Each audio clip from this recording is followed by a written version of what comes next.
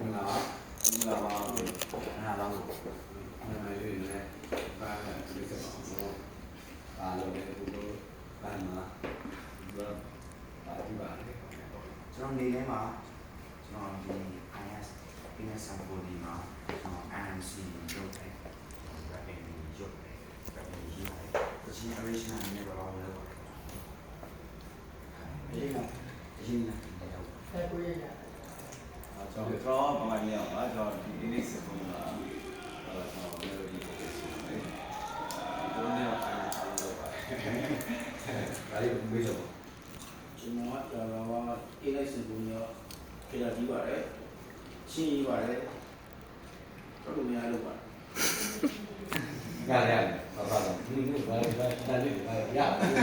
ငါပါစက်မြေအောင်မပြရတယ်တိုင်ခုနကလို့ဘာပါလဲဒီကလည်းစက်မြေဒါလေးဒီဆိုရီဒီအရှုံးပေါ့ဒီဒီမှာ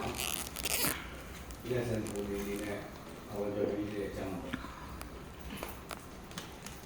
အားလုံးကိုကြားပြီးတော့ဘာလို့လဲပြောရအောင်ကျွန်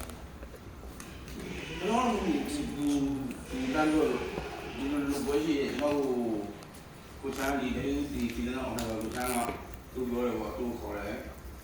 နောက်စစ်သူကအခုဒီမှာပါတယ်မုံတိုင်းလို့ကျန်စစ်သူရေးပြီးဟာဆိုတော့အတော့လမ်းပြောတယ်ပေါ့ဒီမှာဒီဘုံမှာကိုချမ်းအချင်းတိုက်ဆိုတော့ဒီဘုံကတော့ပြောသူ့နားကလည်းသူကတော့နားကလည်းဘာသိချောင်းစုတယ်ရှင်းနေရတယ်ဒီစင်းသုံးလို့